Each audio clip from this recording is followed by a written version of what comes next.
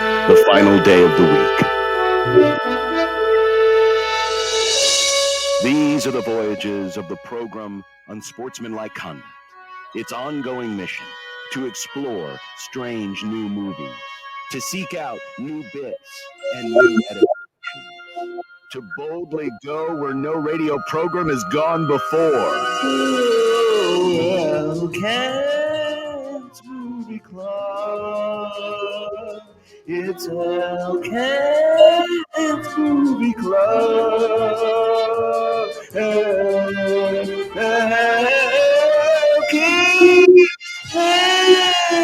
Movie Club.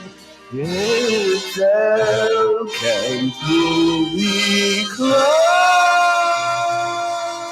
With Kent Wogamon of the Lincoln Journal-Star, fan of the team who employs a coach who, if he went back to college right now, would have to sit out for 8 years.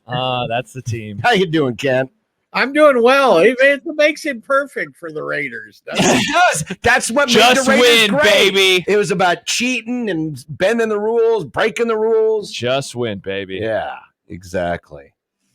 Well, are you extra glad that you're in the ivory tower of the air-conditioned press box tomorrow? Oh, my God, yes. Can you imagine? Yeah, can you imagine Kent paying to go to this football game and sitting outside? In 95-degree weather.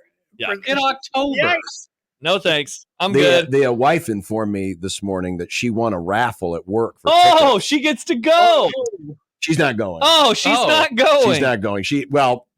For two reasons. One, the weather. Two, it's in the South Stadium, and she don't want to sit on planks. No, definitely not. Definitely not. Yeah, my wife's pampered. It's club seats, skyboxes, or nothing. Oh, John's wife, Nick Grimm, handshake. Just watch. We don't go to many games. Understandably so. I just go to the press. Just get a suite, John. Yeah, just get a suite, John. I can do that. Mhm. Sure. Yeah. Well, this week's movie, Nick picked the Blair Witch Project. I did. This movie is about a group of very annoying teenagers. Wow. Who go to, what was it, like Maryland? Yeah. Yes. These woods, Burkittsville, Maryland. in Maryland, to hunt down legends, rumors of the Blair Witch, a cryptid local to the area, and they just try to find her, get her on camera, and it's a found footage style film, which I love. That aspect of it. I love found footage type of stuff. I think it's more immersive. I think it works really well in a horror genre. And I am glad that they did it this time. So then next time they made found footage movies, they were better.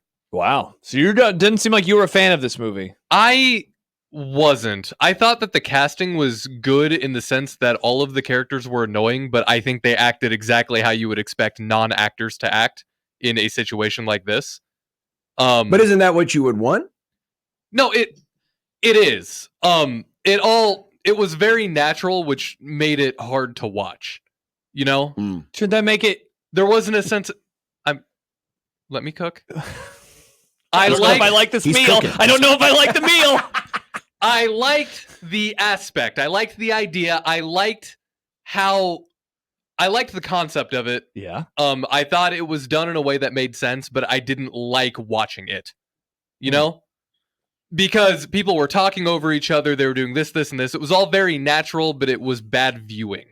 It was bad to watch. And now I feel like they've tweaked the formula in a way to where they can still make it seem natural without people overlapping each other, talking over each other, and it still feels better to watch now than when they tried it here. Well, Kent, obviously this was something that was not expected to blow up, but then it did blow up. Wasn't it Sundance where it debuted? And because originally it was just meant for a very small audience, and then it debuts here. People liked it, and they put a little more money into editing and promoting it, and then all of a sudden it honestly gets credit for being considered the first viral film of the internet era. What do you remember about the backstory and kind of the hullabaloo around all of this back in the 90s and early 2000s? Well, the first thing is it didn't come with a big old bunch of hype like you would have thought. It was I believe it opened in under 100 theaters. I mean, it didn't open hardly anywhere. And as I recall, I didn't get a screening until after it had already opened in a lot of places. So they had no clue what they had. Zero, none, right? And then it did take off bang, right? Yep. But it wasn't the way that movies came out and sort of did this surprise thing really is so different then than it was now.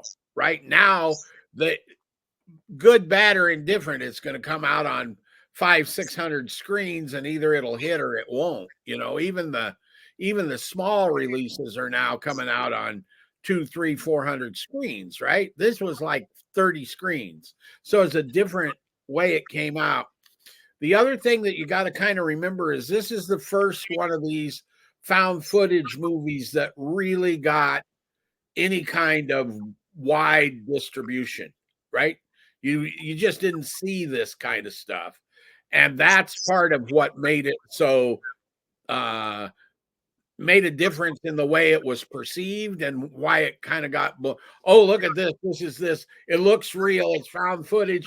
And it's at early on, there were people that believed it was like an actual documentary. Which is insane. Well, a lot of it was on how they promoted it too, because they put out missing person. Posters. Yeah, so it's funny that we did the movie this week because one of my favorite movie podcasts, The Rewatchables, they also did the movie this week on Monday. And so I was listening to that last night, and they talked about the way it was promoted and how people would go to the theaters, and they were like 80% sure that it was fake, but there was this 20% part of them that they were like, is this a real thing that is happening right now? Because of, you didn't know who the actors were. They, it seemed very realistic. And the way in which that they promoted the entire thing. You figured, you're like, I'm not watching a snuff film, but there was this party that was like, is this an actual snuff film? Mm-hmm. Characters. I didn't like the characters there. Yeah. Well, that's what it was. I like the concept, just not the characters themselves. Well, and that's because they weren't real characters, right? There was no script, zero for this movie. It's 100% improvised, and these people were basically playing themselves, and there was no development of the characters, right? One of the reasons for that is the movie, in that sense, undercuts itself because they're going to die. That's the first thing that comes up in the movie. These people died. Here's their found footage, right? Yeah. Mm-hmm.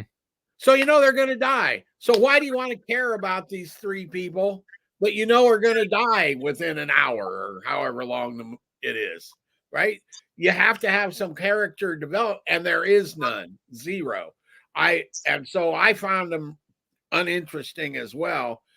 And I did that the first time. The other thing that in my initial reaction and watching it again is it's kind of boring in places because it's so repetitive, right? Yeah. One idea and they beat it to death, right? How many times? Oh, there's something out there. Something awful happens. We wander around in the woods a little more. Something out there. Something happens. Wander around in a little, Interesting. And that got repetitive and kind of boring to me. Interesting. So I feel like, because this was the second full time that I've ever seen the movie, and I think the first bit is a little like, can we just get to the woods? Can we get to the woods? Even though it's funny because there's a moment in the early part, and I noticed it this time, where one of the characters just mentions offhand, like, yeah, and apparently the guy made the kids stand in the corner and not watch. And so it was like, watching it this time, I was like, okay, because obviously I know that that's going to play a part at the very end of the movie. But I feel like the first night they go to bed and everything is fine. And then after that, every night I feel like everything starts getting heightened because things are getting worse. They're obviously lost in some way. They keep running into the same things. And I find it fascinating. There's the moment where they hear kids that are outside of the tent that are singing songs and everything. And so I felt like, Kent, that build up and build up and build up. And maybe it's because it's only 80 minutes. And so I didn't feel it as repetitive, but I felt it more like these people are trapped in hell and they're unable to get out. I think the ending, because this was a movie, I was too young to see it when it came out. And so like this was one where you kind of heard about it in school from like your friends' older brothers or sisters. And I remember my best friend, his older sister had seen it. And so you heard stories like there's a part where this guy's teeth are somewhere. And I'm like, what in the world is happening? And then they get in the house. And so like I always had this general background.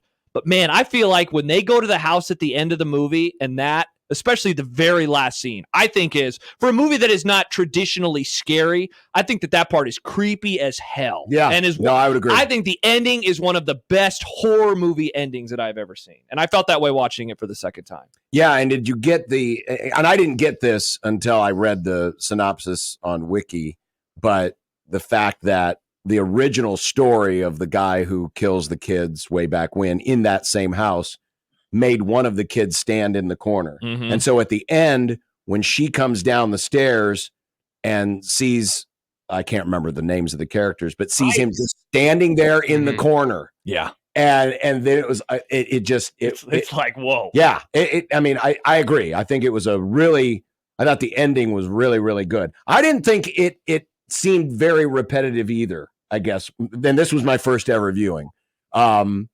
Part of it was because in the back of my head, the internal clock, it's only an 80-minute quarterbacks movie. Talk about an internal clock. I knew this is a short movie. It's not going to go that far, but I mean, even though there's no traditional character development, these people are going to die. It was interesting just to watch the dynamic of this group turning on each other nonstop. And you could actually, I guess what made it feel real or more real was just listening to the interactions between the people as, they're lost. They're getting mad at each other. They're getting really mad at each other. Really frustrated. And I thought that was pretty well done, considering it was an ad-lib movie, essentially. Yeah. Well, they were given an outline.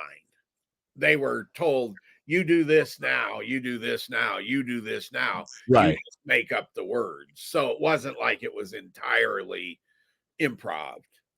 Right. The dialogue was improv. Yeah. But what happened was not. Yeah, there was a tweet that we got from Chris who says the Sci-Fi Channel did a documentary on the Blair Witch and the history of it the year the movie came out. They sold it as a real legend from the 1700s. Turns out the entire doc was made up to promote the film. It was so well done. So again, going back to the Rewatchables pod, that apparently was supposed to be a part of the movie. And for whatever reason, throughout the development, they decided to take a left turn and they made the movie just the found footage, which is pretty crazy to think about, that if they wouldn't have done that, does it introduce this entire genre of films that we have now seen for, 20 some odd years? The some of the other background on this, apparently, when they go through the town at the beginning of the movie and they're interviewing the townspeople, some of them were not actors, and it wasn't known to the actors, the main characters in this, who was an actor, who wasn't, and I'm just going to read from the excerpt. The actors were given clues as to their next location through messages hidden inside of 35 millimeter film cans left in milk crates that they found with GPS systems. So they basically put them on this, this wild goose chase, a hidden treasure trick to find out, all right, where are you supposed to go next? And what are you supposed to do next? So we talked about this with Platoon a couple of weeks ago. Yeah. That there was an element of, hey, we're going to put you guys into the mood by making you go through this training, or keep this as mysterious and as, uncertain as we possibly can to get everyone in the right mindset to do this. Yeah. And apparently they had to sign Kent some, I wish I could find it on here, but essentially they could get screwed with during the course of filming this movie because the directors and the people involved wanted them to get tired. They wanted them to be annoyed with each other. They wanted them to be frustrated. So some of the stuff that apparently they did outside the tent was a surprise to the actors, and they didn't even realize it until it was happening. And then it was like, all right, now react to it. Oh, I'm sure that's how that's the only way you're going to get those out of non-actors, right? Mm-hmm. Yeah. Your good actor you could say, this is going to happen and you have to react to it in this way. Mm-hmm. But a non-actor, and these people were essentially non-actors, can't do that. They can't have that once they know they're not going to have the same kind of reaction, if that makes any kind of sense. The one thing that really soured me on this movie after the movie became a hit, and it has nothing to do with anything on screen, they didn't pay those people. I was about to ask you about that, Ken. They got screwed. Because and this is apparently the trio were interviewed in Variety and said they were never paid. Eventually they sued and got a small settlement. Do we know how much they eventually got? I don't know, but I know that they certainly didn't get what they should have out of a movie that was made for, let's just use a more real, people say 22,000. It was not made for 22,000, more like $500,000. And it cost over 200 million, and they got nothing.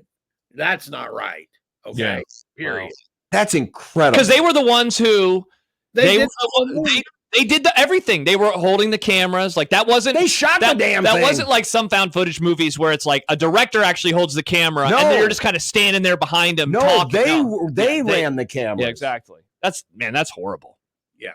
So you would think there would be, because they use their real names. Be a lawsuit in there somewhere. Yeah, since they use their real names, that hurt it as well, because then they apparently people got, I don't remember this, but people got really, really mad that they were alive, that like this was a whole ruse. People who kind of fell for it. Yeah, people fell for it. So it was a big, in one sense, it was a big sort of movie cultural event. Yeah. Right. And it's interesting to me, because I wanted to hear what you guys said, that at least on some measure it holds up. I'm in the boat with Nick. And I was that way from the start, but some people find it really effective, and I never thought it was a scary movie particularly, although some people say that it is. But so it's an interesting, what is it now, 25 years later, that maybe you can understand why I said last week you don't really need to see it again once you've seen it. No, yeah, right? So Kent, the first time I saw it was years later, and there was all the hype, and then there were all the memes. The scene towards the end where the female character is talking into the camera, and she's just scared out of her mind. Like that was parodied, in Scary Movie. There's boogers dripping out of her nose. It's like I'd seen it after all of the hype and parodies were done, and I remember thinking like it's interesting. But I felt like I was missing something with it. And so maybe it's that I've seen it now that I'm a little bit older. Like, I feel like Nick found the characters annoying. I did too, but I feel like that's the point. Like, they're a bunch of people from the 90s that are, annoying as hell. And she's like this idealistic person who wants to make this documentary. You have the guy who like is obviously involved in that scene as well and wants to be a part of it. And then there's this random dude who is like incredibly annoyed, throwing the map away, always is angry. I found it way more enjoyable. Enjoyable is a weird word, but I was kind of blown away this time, because I was expecting to think like, it's just not, it doesn't live up to the hype, but I thought it did this time around, at least. And actually the other thing that drove me crazy from the first time I saw it is, okay, you're lost in the woods, you morons. There's a river. Whatever you want it. Run into the woods. Follow the stream one way or the other. You are eventually going to come to a road.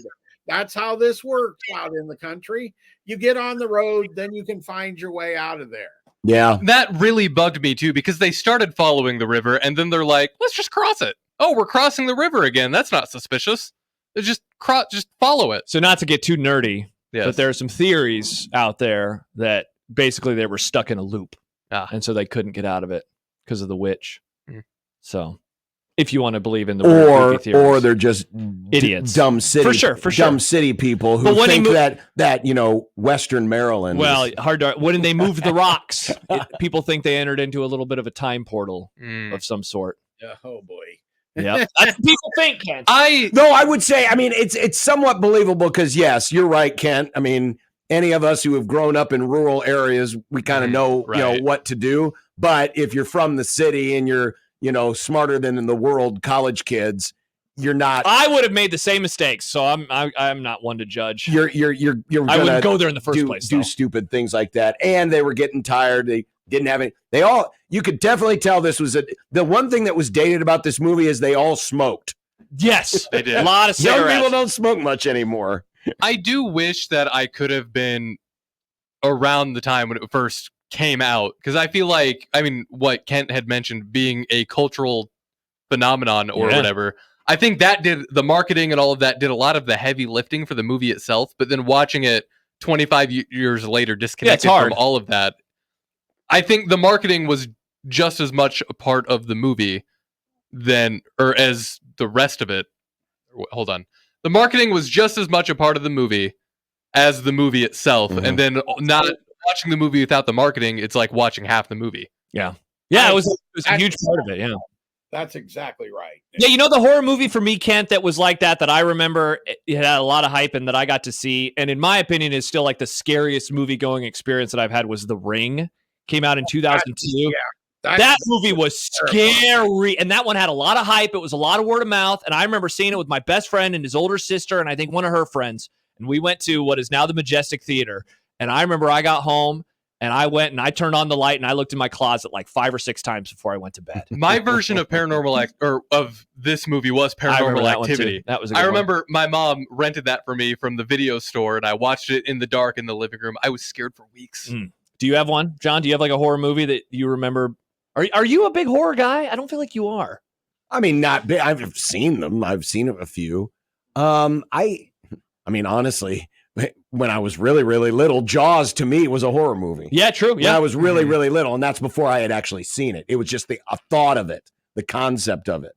But yeah, not really. Like the original Frankenstein and some of the classics like that.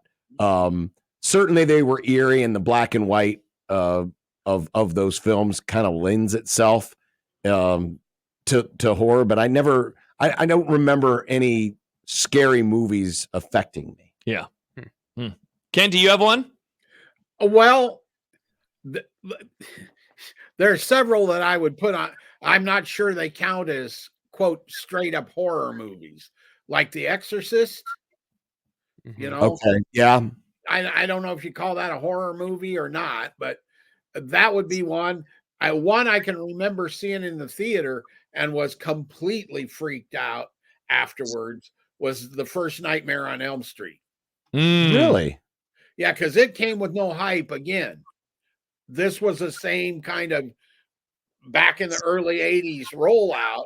And I can tell you, even the theater it was at. It was exactly. It was at the State Theater there, which is now the Bourbon Theater nightclub in Lincoln, but it was a movie theater there on 14th and O. And I went with a guy who was my downstairs neighbor at the time, who was a horror movie aficionado, right? And wrote for national horror publications. Oh, wow. And it freaked him out too. And we were like, wait a minute, this shouldn't have this effect on us. But it did. Okay.